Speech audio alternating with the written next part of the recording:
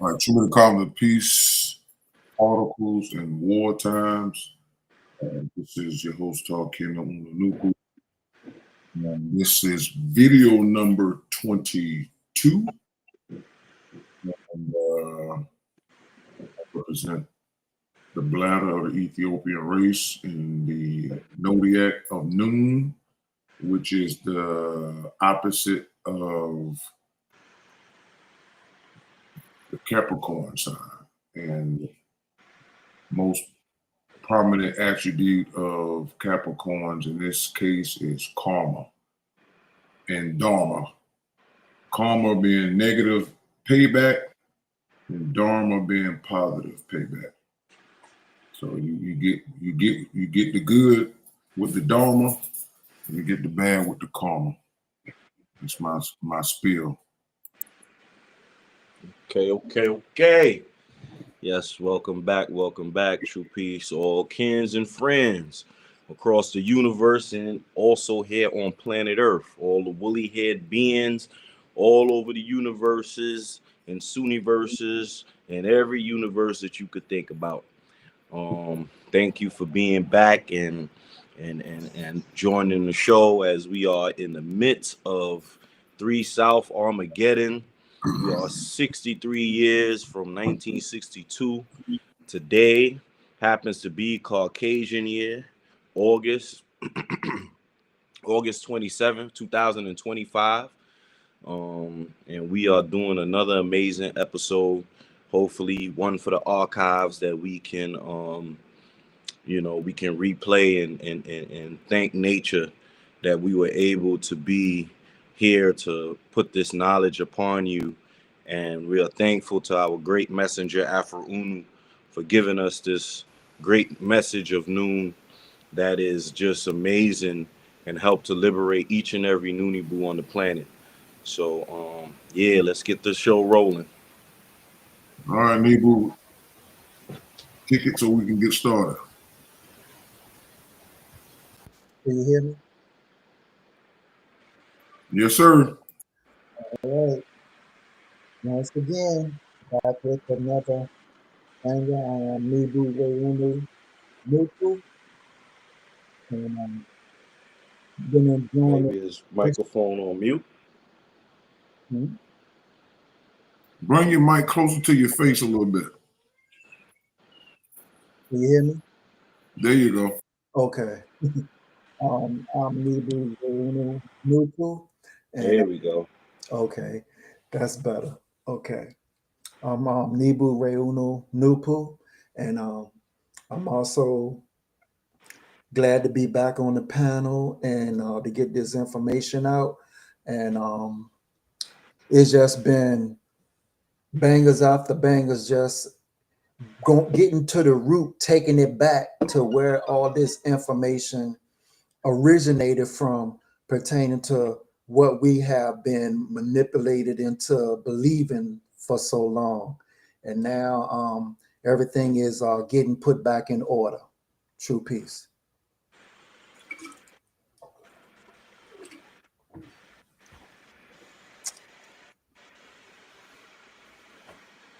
All right. So who you want me to start or you want to start? No, you gonna say it and I'm gonna support what you did.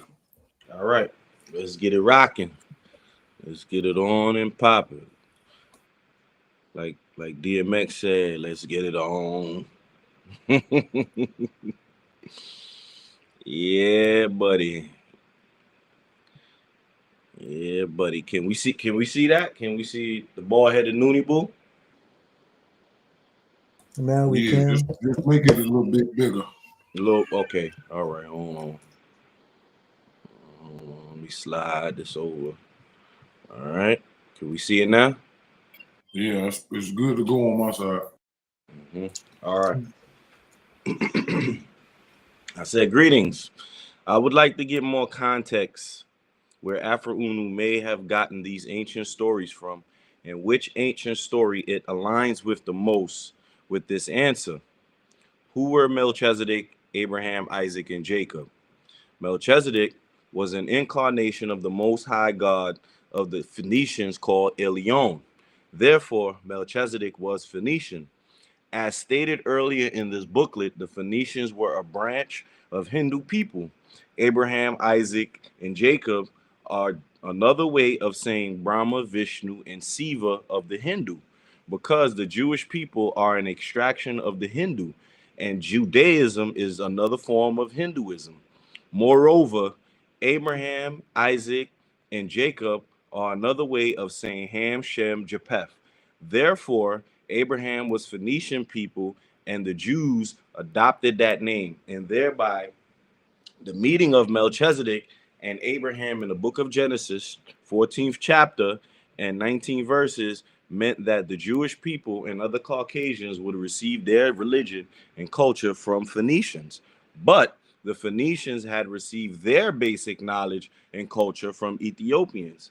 The Jews, spelled with the G as well, Gews, were originally Greeks from Greece, who became the first Caucasian group to reach the island. To reach the lands Africa and Asia. Of course, of culture and riches around 3000 BC. Hence, they became known as Hebrews in ancient times. The word Hebrew means black and star worshiper. And because the Phoenicians were star worshipers, is one reason the Jewish people have the star today as their religious symbol. Moreover, a star is a symbol of power, knowledge, wisdom, and understanding. The Jews' original symbol was the cross, like the other Caucasian symbol. Hebrew is a variant of the word Geber, also called Geber. I had to wait. Let me see something, because that thing wasn't showing too tough. All right, here we go. Let me. All right. Then it says, ChatGPT said, great question. The passages you shared from Afro-Unu clearly merge several ancient traditions into one narrative. To give you context, I'll break down where these ideas may have come from and which older stories they most closely align with. Melchizedek and Ilion, biblical source. In Genesis 14, 18 to 20, Melchizedek is described as the priest king of Salem and priest of El Elyon, Most High, the God Most High. Phoenician / Canaanite source. The Phoenicians and Canaanites worshipped El Elyon, a sky father deity. Philo of Byblos, 1st to 2nd century CE, preserved traditions linking Ilion to Phoenician cosmology. Synthesis. Afro-Unu seems to identify Melchizedek directly with Ilion rather than Melchizedek being priest of Ilion.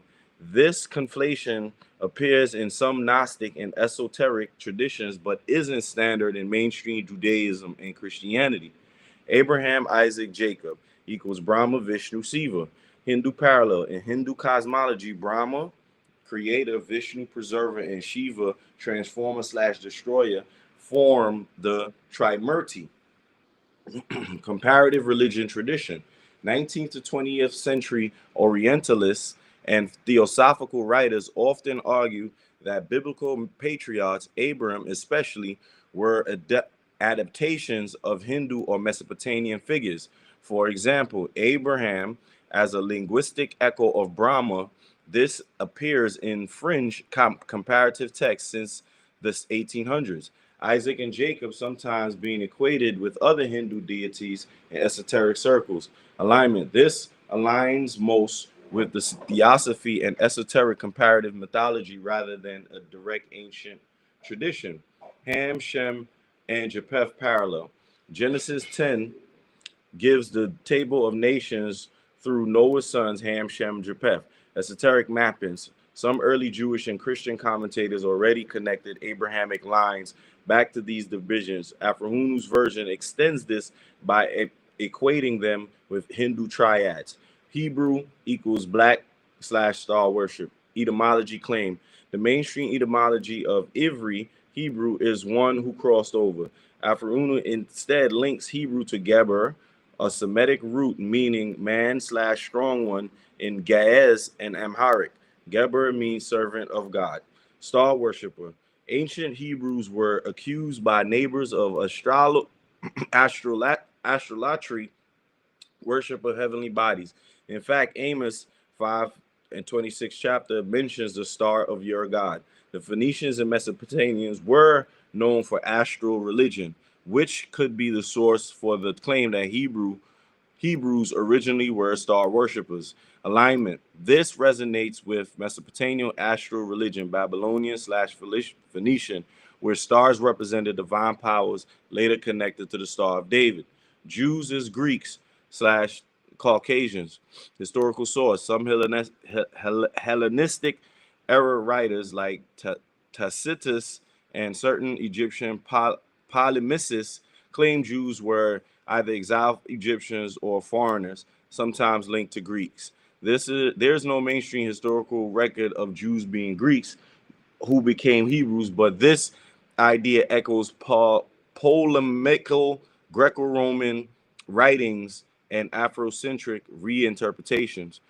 Cross symbol. Earlier Israelites never used the cross as a symbol, but Indo-European and Phoenician cultures use cross-like solar symbols.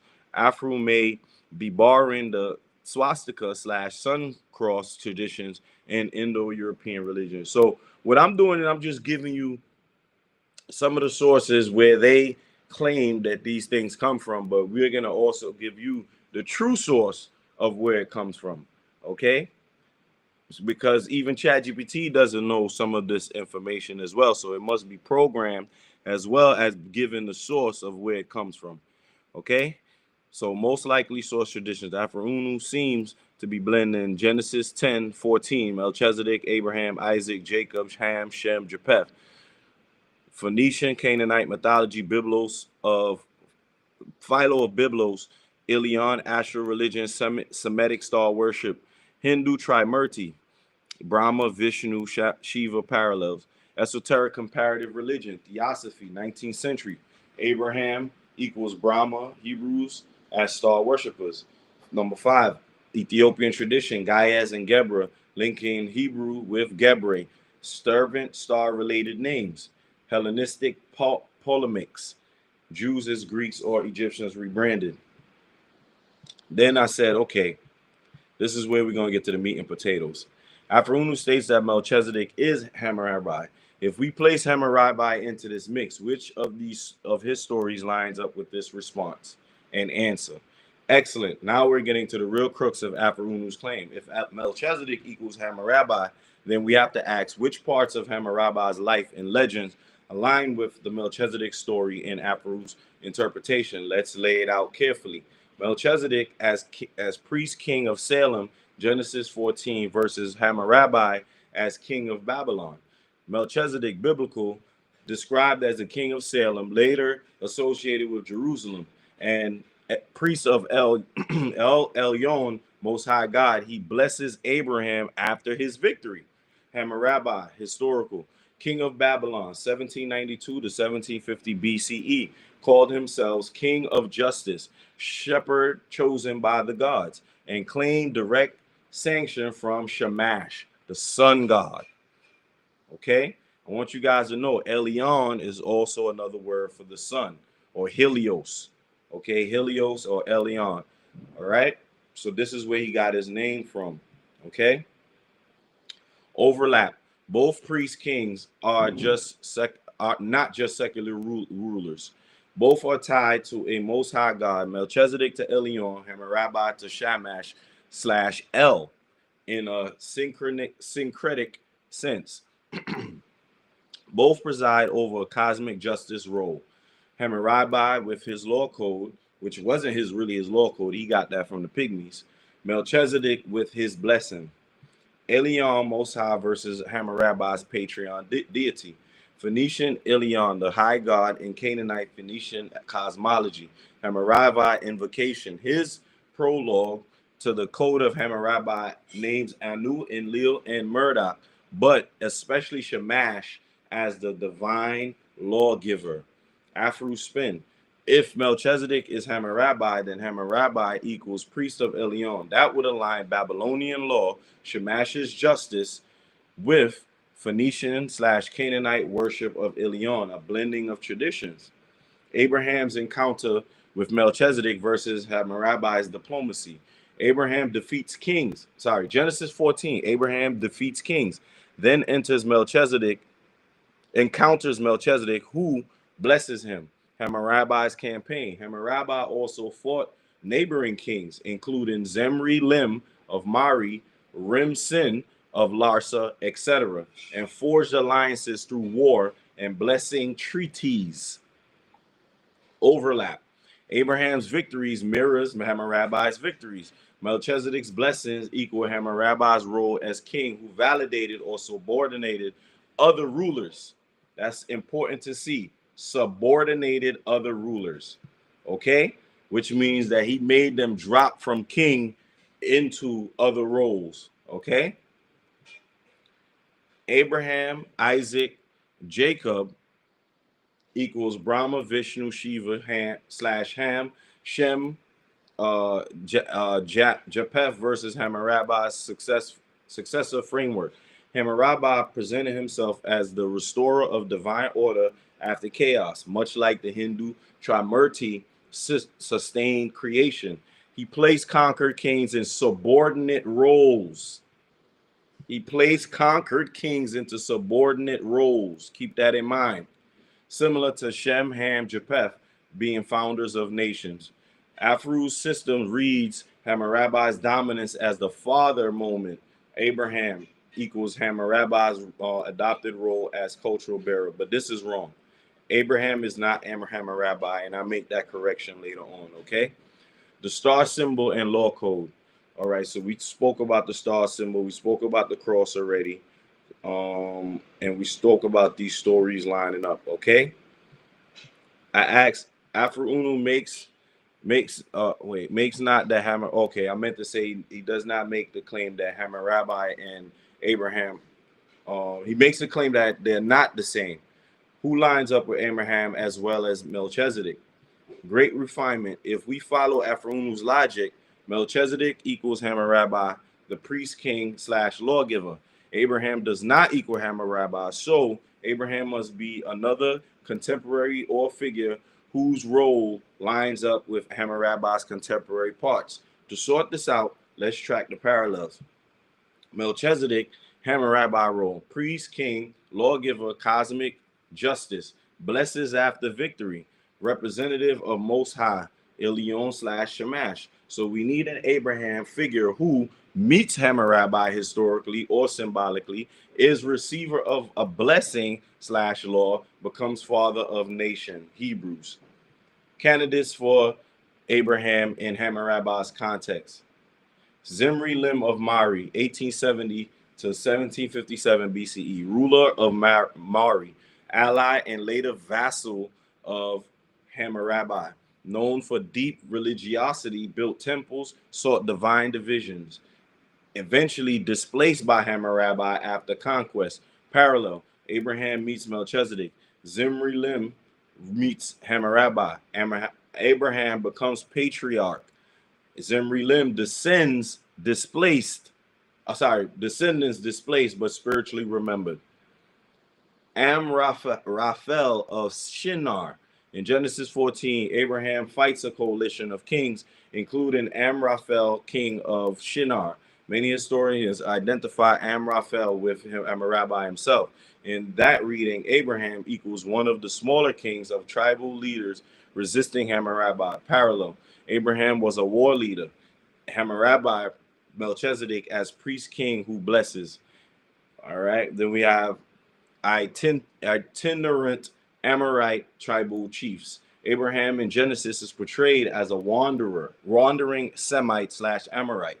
Historically, Hammurabi himself was Amorite.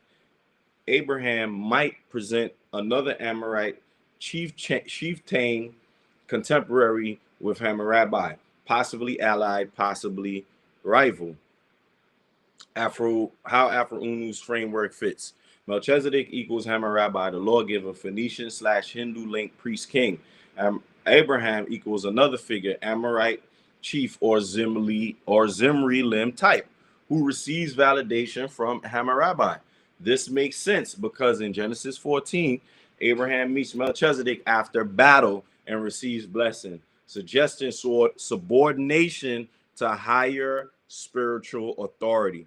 So right here, I just want to pause real quick and let people know that in Genesis 14, it is shown that Abraham, it has become a subordinate because in order to be subordinate, that means a God has to give you a blessing. You can't give God a blessing as a regular person. Okay, the God has to give you a blessing, right? He has to be the one in charge. So the person like Abraham would have to be the subordinate to Melchizedek. Okay, why keep them distinct? If Abraham were a Hammurabi, the story collapses into one figure. Abraham insists on two distinct archetypes. Hammurabi / Melchizedek equals transmitter of divine order. Abraham equals recipient / founder of lineage, who passes law, ritual, and cosmology down to Hebrews. Best historical lineup.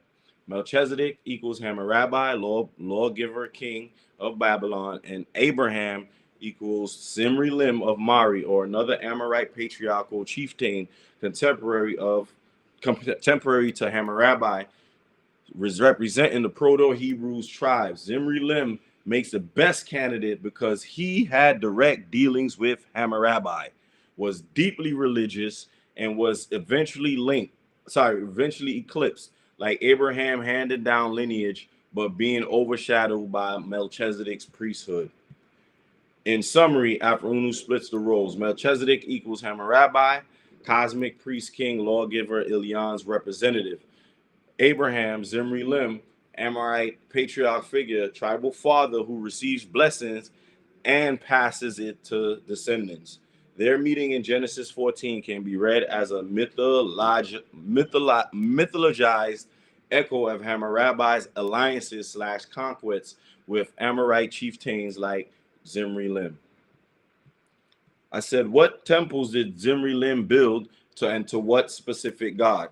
Perfect question. Zimri-Lim of Mari, 1775 to 1761 BCE, was one of the most religious, active kings of his day, and his building activity is well attested through the Mari archives. Here's a breakdown of what we know.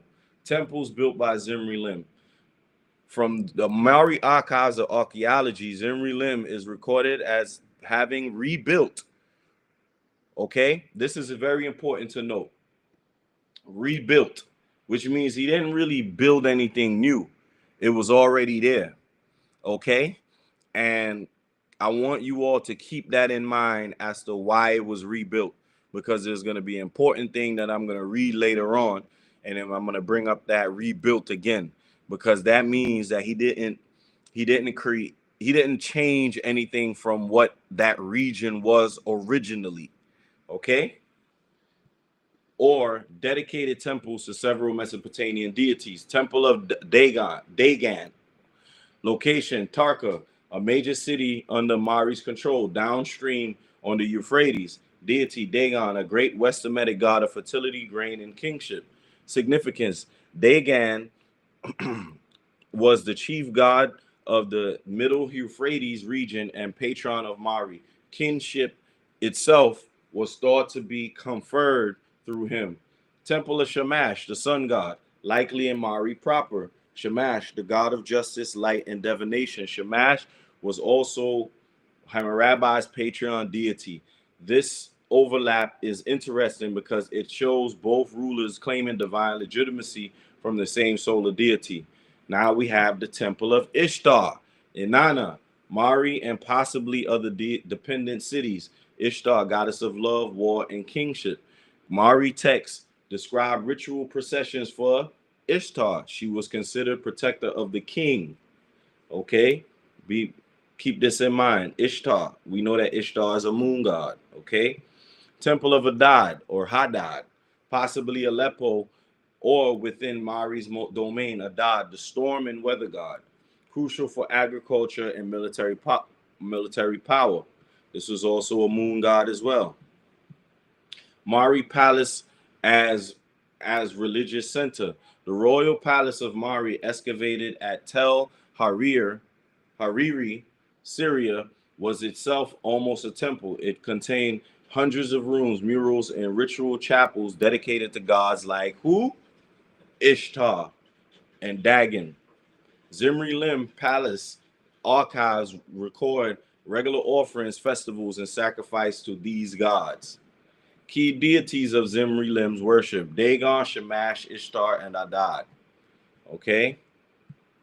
Zimri-Lim built or renovated major temples to Dagon, Shamash, Ishtar, and Adad. Of these, Dagon temple of Terka was the most important, since Dagon was Mari's patron god and guarantor of Zimri-Lim's kingship. We're gonna skip down.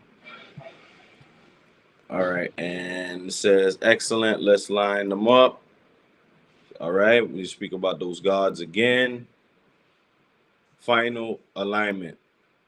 Melchizedek equals Hammurabi. We read that.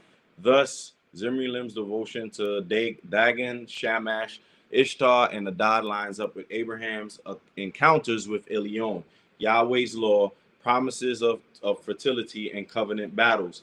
The meeting between Abraham and Melchizedek in Genesis 14 echoes the real historical interactions between who? Zimri-Lim and Hammurabi. In other words, Abraham's story is Hebraized version of Zimri-Lim's religious kinship, recast through biblical narrative, while Melchizedek's blessing reflects Hammurabi's what? Lawgiver role. Would you like? No, I don't want to chart. I said Afro-Unu makes claim that Abraham was indeed a moon worshiper. Is this what Zimri-Lim was? That's a sharp question. Let's unpack this through history, archaeology, and Mari text. This is very important now. Abraham and moon worship. Biblical background. Abraham was from Ur of the Chaldees. Genesis 11:31. Ur was the great cult of who? Nana/Sin, the Mesopotamian moon god. Historically, Abraham would have grown up in a moon worshiping environment. Later interpretations, the Bible portrays Abraham as shifting from polytheism, moon star gods, to monotheism, Yahweh Elion. Frunu's claim, Abraham was a moon worshiper who later transmitted his faith into Hebrew culture. Zimri-Lim's religion at Mari. Primary deity Zimri-Lim is documented to worship. Dagon, we go through that again. Moon god, Sin or Yarik. Mari itself was not a major cult center of Sin. His main sanctuaries were at Ur, in Sumer, and Haran. Remember, when we read earlier that he rebuilt temples, this area was a great cult center for the Sin. So if he's not rebuilding over it and he's rebuilding it, that means that it is still dedicated to the moon god Sin. I don't care how many names they try to flip it and twist it to. Okay, Ur of Chaldea, which is in Sumer, is a moon cult worshiping center. Okay, wait, oh man, I slid this over by mistake. Okay, here we go. However, Mari was within the orbit of Haran's influence. Oh, wait. No, Mari itself was not a major cult. So his main sanctuaries were Ur and Haran.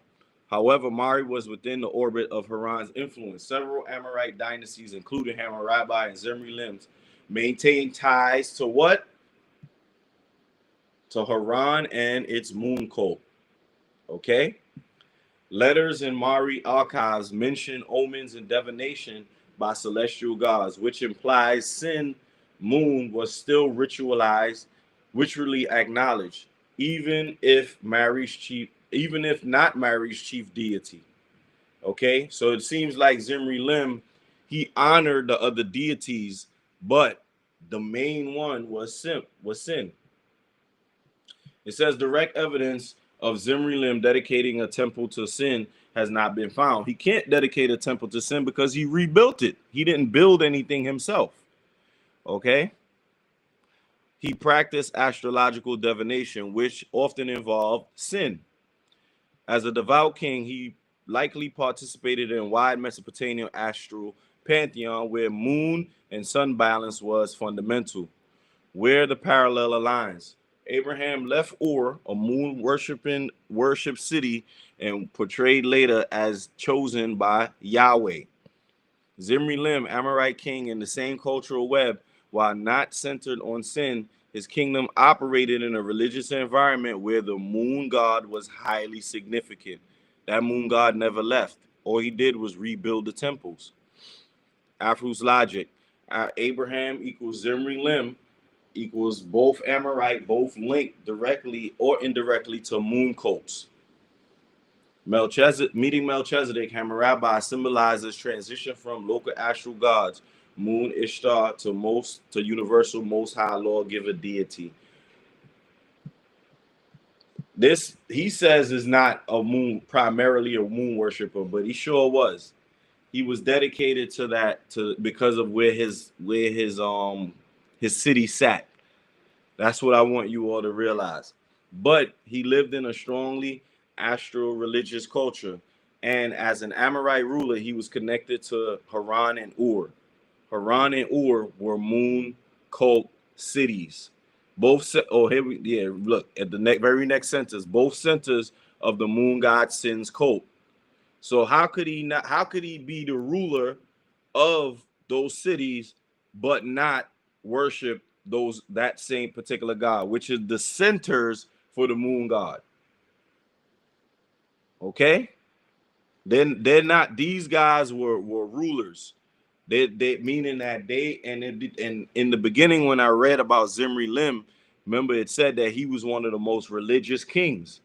So there's no way he's going to be one of the most religious kings and then have the center for the moon god there and not worship that deity. And they also said that in his palace he was having a whole bunch of festivals dedicated to that moon god.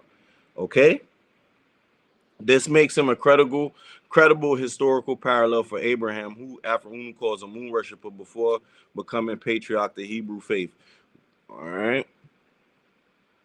And it says, would you like me to trace how the moon god Sin evolved from Ur, Haran, Abraham, later Hebrew star of symbolism, so you can see exactly how Afro's claims ties to the Hebrew star worshiper theme he teaches. Yes. And then I said, perfect. Then it says, perfect. Let's walk through the moon god Sin through history and show Afro-Unu's claims about Abraham as a moon worshiper develops into Hebrew star symbolism. All right. Sin, Nana in Mesopotamia. Identity, Sin, called Nana in Sumerian or Suin in Akkadian, was the moon god, symbolized by the crescent. Cult centers, Ur in Sumer, Abraham's birthplace, also Zimri-Lim's birthplace. Haran in northern Mesopotamia, okay, was also where Abraham / Zimri-Lim was living. Role, control time, lunar calendars associated with fertility, herding, and divination, known as the illuminator of the night. Abraham's background, once again, going through the same thing. He's from Ur of Chaldees, the city where the Sin cult dominated. Journey through Haran, 12:4. Abraham stayed in Haran, the other chief cult center of the moon god. You see? Implication, before receiving the call from Yahweh Elyon, Abraham's entire culture environment was moon-centered worship. Okay? So before before he was called up by Hammurabi, he was definitely a moon worshiper. Okay? As Amorite king near Haran, Zimri-Lim inherited cultural ties to what? Moon cult regions. While his main patron was Dagon, the Mari letters show strong astral divination practices. The moon cycle was essential for omens. You see this? This creates Abraham equals Zimri-Lim parallel. Both were Amorite leaders steeped in moon and astral worship cultures, from moon to stars. Okay? This so they talked about the biblical shift. I'm going to run through this a little bit. From moon to star cross, we spoke about that before. The evolution, time, Sumer, which was Ur, worship of Nana Sin, the moon god, and it runs that down again. Okay. So the next question I asked was, what was the earliest form of the Star of David? Right. So it says, great question. The Star of David, as we know, is relatively late, but earliest forms go back to Mesopotamian and Canaanite star symbolism. Let's trace it step by step. The modern Star of David, Magen David, 6-pointed hexagram, 2 interlocked triangles, became a Jewish communal symbol only. I want you guys to keep this in mind too. 2 interlocked triangles. Okay? So it wasn't just drawn as one star. Became a Jewish communal symbol only in the Middle Ages. Prague, 14th century onward. Standardized as the symbol of Judaism much later in the 17th to 19th centuries. But Aphro's angle and ancient parallels suggest we look much earlier for the roots. Earliest parallels, Mesopotamian star symbol. The Sumerians and Akkadians used the 8-pointed star, Dingir's sign, to represent divinity in general, and specifically who? Inanna, Ishtar. Here we go again with the moon. Okay?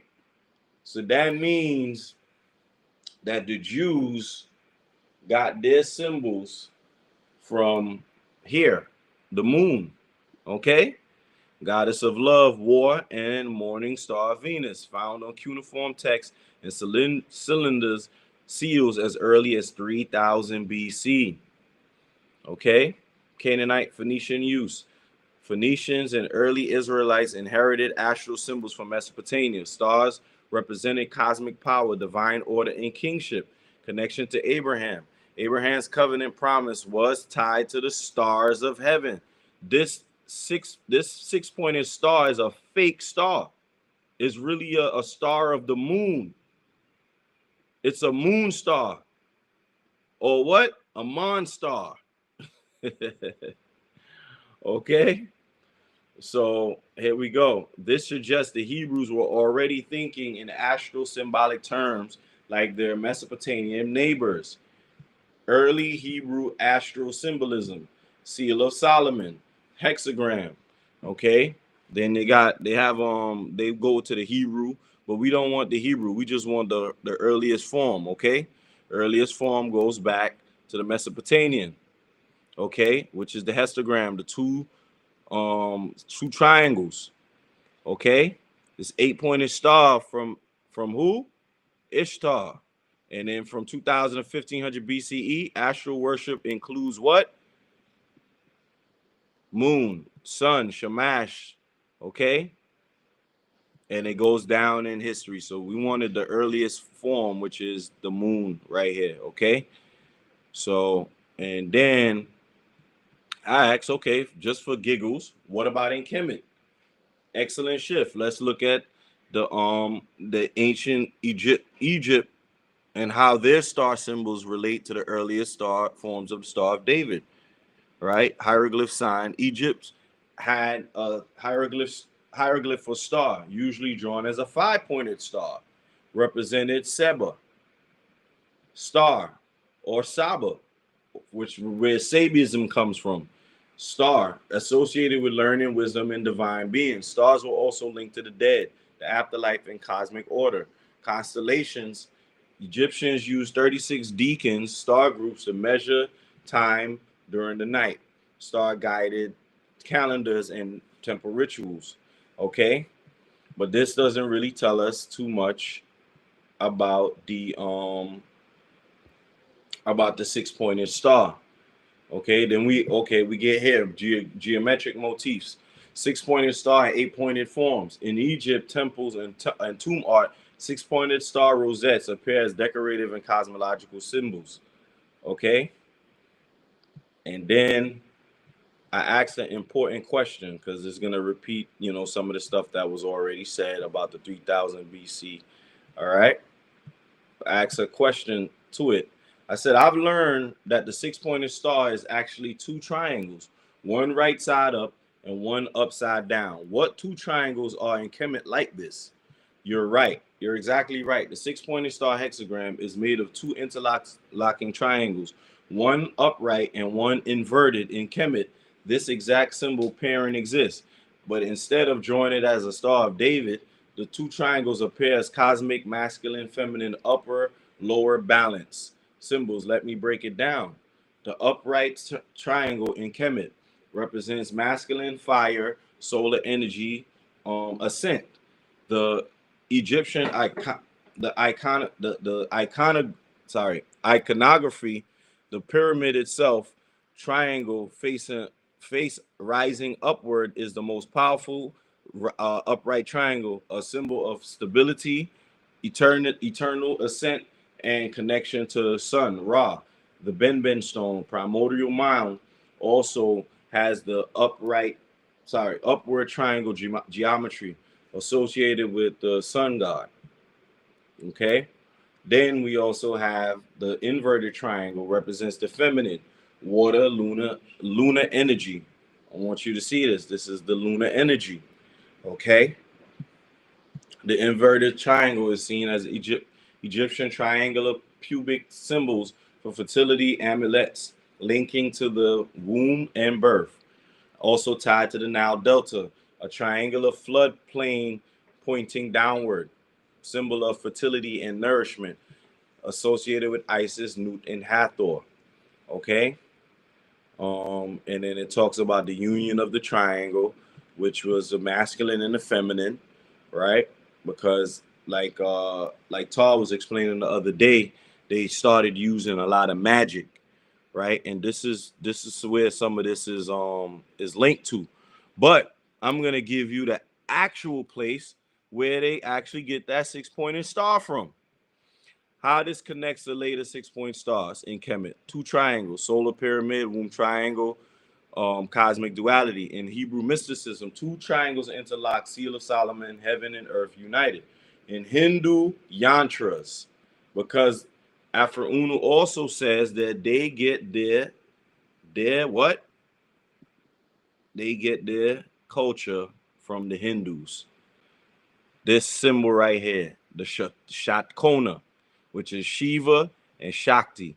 Shiva is the upright, and Shakti is his or her mate. Okay. Later in Judaism, these symbols merged to make the Magen David, but this is actually the symbol right here. They get it from the Shatkona. Okay. So I said, let's go to Hinduism, the Hindu yantras.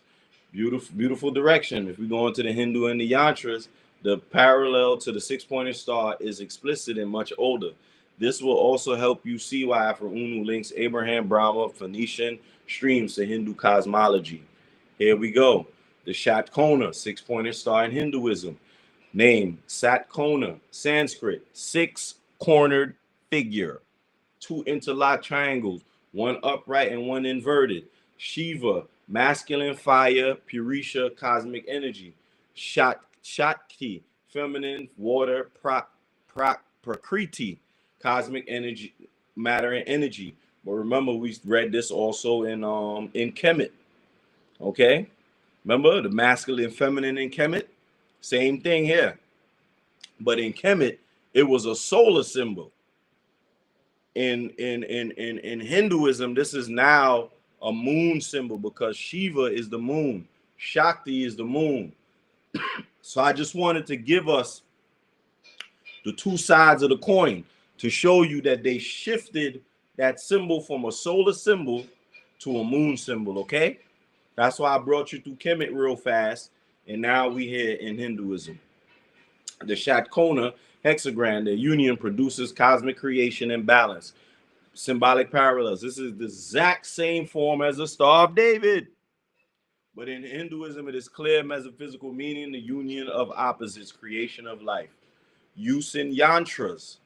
Siri yantra, most famous yantra, central design of 9 interlocking triangles, 4 pointing upward, Shiva masculine, 5 pointing downward, Shakti feminine.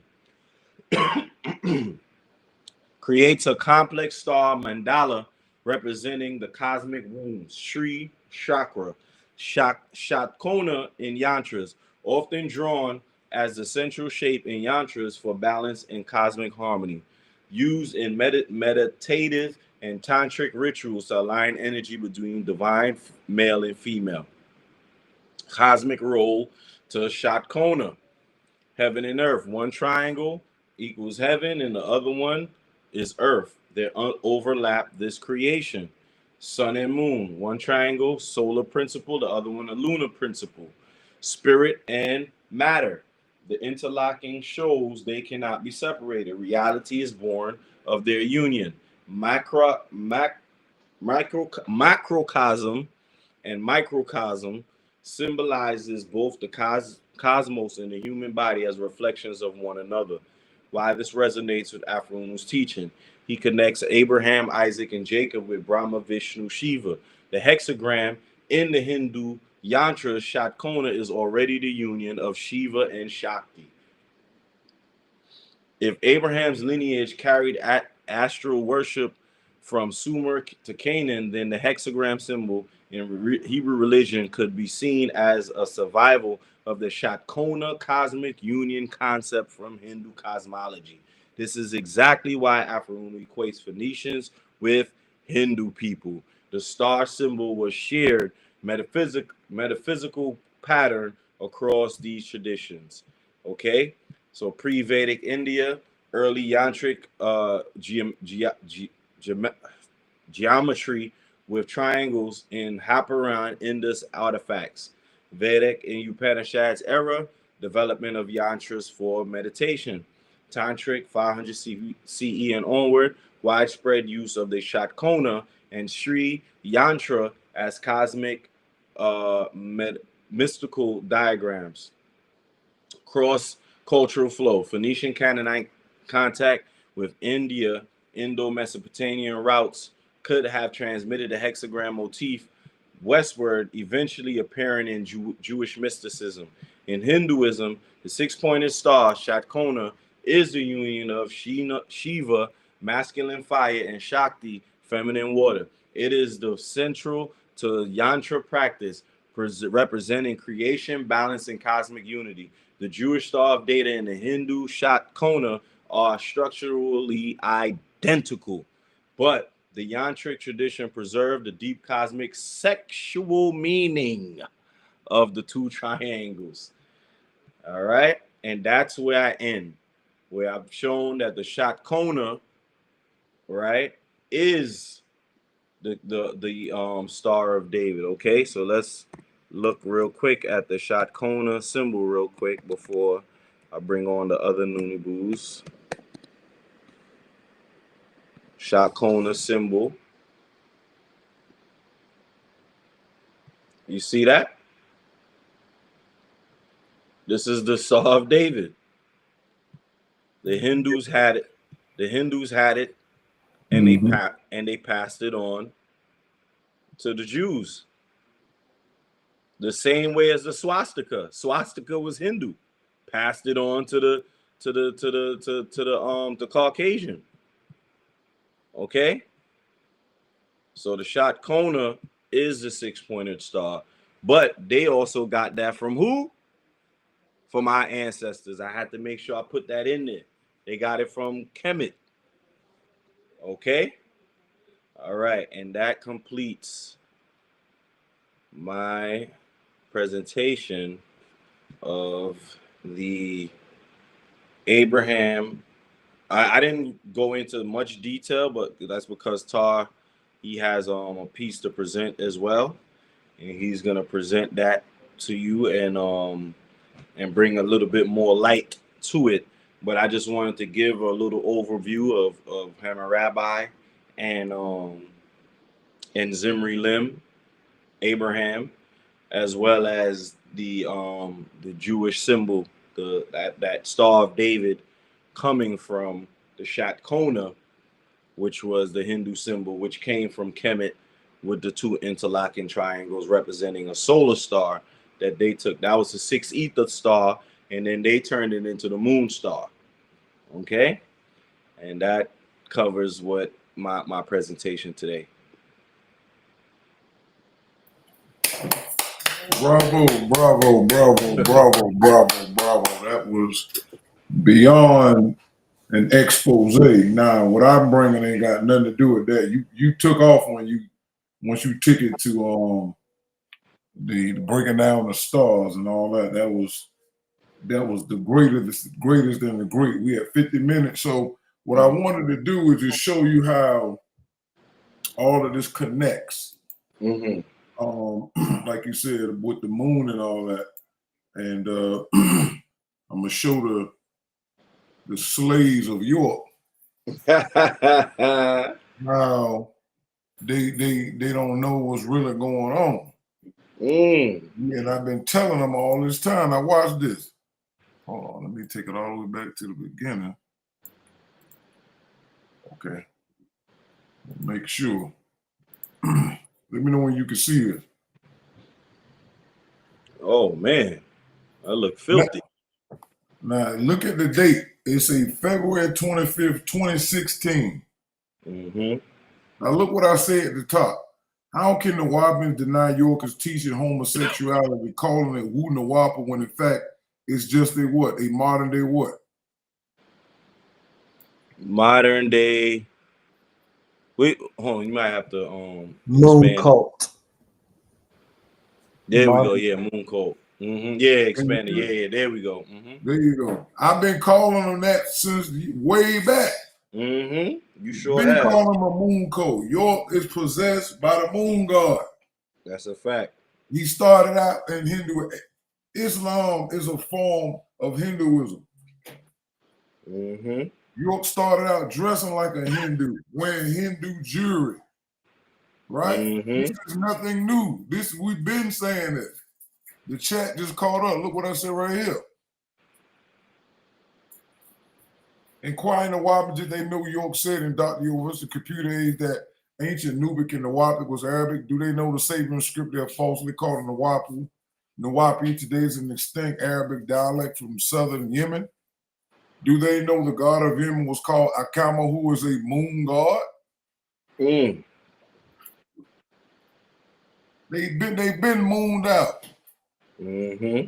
They've been mooned out. Mm-hmm. Here's another one, 2015, a year before. Ask the Wapian, look what I call them, the Hermopolis moon cult. Because that was the name of the moon cult in Kemet. Because you had Heliopolis for the sun, and then Hermopolis is for Hermes. Facts. That's why you see the Herm in there. Big Herm, big perm, big worm. Facts. Sick. Again, same day. Ask the Hermopolis moon cult. Come on. Mm-hmm. Yep. We've been beating them with this. Mm-hmm. And another look at December 25th, later on, the next month later. Inquire how long when the Wapians being denied that York was indeed practicing homosexuality as stated by its victims. The teaching of Wu Nawapu has these moon cult Nawabians. It's been this. I can show you mad stuff of this. Mm-hmm. They mooned out. Mm-hmm. That's why York was doing all that stuff. Inquiring why the York sent his Master Secrets, page 13, 192, that Muhammad of Islam only offered his followers his father's God, Allah, a moon god. However, York claims to be the moon god, Tahuti incarcerated. The moon god incarcerated. Come on now. This is pure moon negatory. This is what this is. We've been doing this to them. Mm-hmm. May 14th, earlier in 2015, recognized the moon god Tahuti, thought Hermes in American moon culture. That's why York keep telling them what he's telling them. February 2016, inquiring the Wobbins why do they deny they are a moon religious cult, and York is their Jesus. Mm-hmm. Yeah. We've been doing this 10 years ago. This is crazy. This is 10 years ago. Yep. York came out with that set called, that title of for books, The Church of Christ. Yeah. Mm-hmm. Yeah. We got all this stuff, man. Plenty. I got another one, but I want to wait because we got like we 55 minutes in, so I'm gonna stop sharing my screen. We want to go and then come back because we stand under an hour. Okay. All right, so we'll be back. This time we're gonna come back. Last time we kind of fooled you, but we're gonna come back this time. So just hold on, give us like 5 minutes. We'll be back. Tribute to come in peace.